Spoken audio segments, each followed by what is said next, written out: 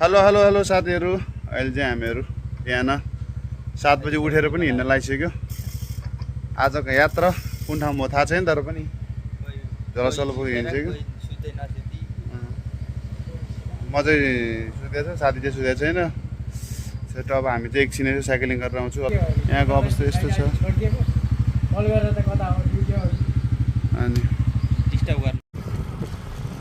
उहु साथीहरू, हामी चाहिँ हिँडिसकेको छु अहिले भने करिब 5-7 किलोमिटर गरिसकेको छ अहिले चाहिँ हामीहरू हिँड्न थालेर।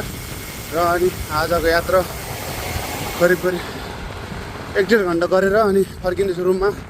त्यसपछि फेरि दिउँसोको ड्युटीको लागि तयारी हुनुपर्छ भन्दै म यसरी नै भिडियोहरू हाल्दै गर्नेछु। तपाईँहरू हेर्दै गर्नु होला भन्न चाहन्छु।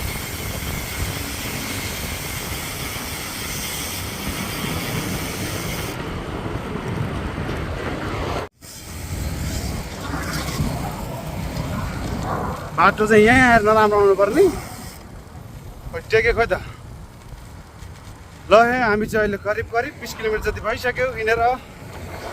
यस्तो छ, पछाडि गाडी पनि हेर्नु होला है त।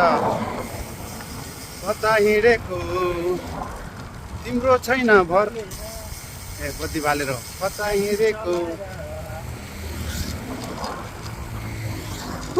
यस्तो छ है अवस्था मलेसियाको।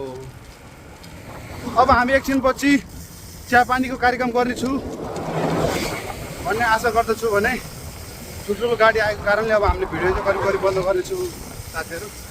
के छ, ठिक छ नि टेके? ठिक छ है त। ल साथीहरू, मर्निङमा एकछिन हल्का एक्सर्साइज होइन टोकुन लालाजी।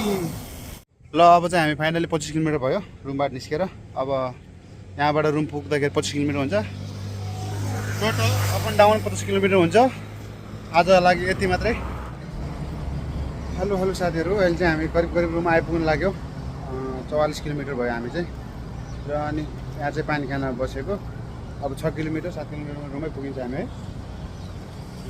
अनि टोटल 50 किलोमिटर पुग्छ हाम्रो रुम पुग्दाखेरि।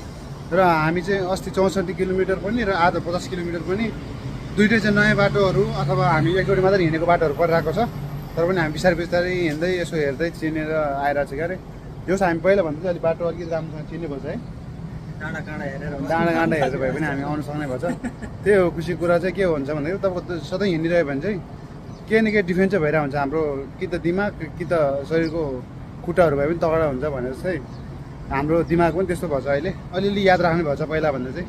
पहिला तपाईँको जति हिँड्यो पनि त्यो रोड मात्र हेर्थ्यो, अहिले यताउतिहरू पनि हेर्छु। अनि हामी कतै भुलेपछि हामी चाहिँ हिँड्दा त्यो बाटोहरू भेटिन्छन्। अनि त्यसपछि हामी फर्किनु सजिलो हुन्छ। र यस्तै हो, बिस्तारै सबै कुरो थाहा हुन्छ। 3 वर्ष त भर्खर, अब 7 वर्ष बाँकी छ साथीहरू। त्यस्तै छ। यात्रा चाहिँ 53.5 किलोमिटर भएछ। बल्ल आइपुगेँ। टेकबहादुर र म हो। अनि दाइहरू पनि यहाँ साइकल चलाउँदै रहेछ। यस्तै हो साथीहरू। ल आजलाई चाहिँ यो भिडियो यति मात्रै। अब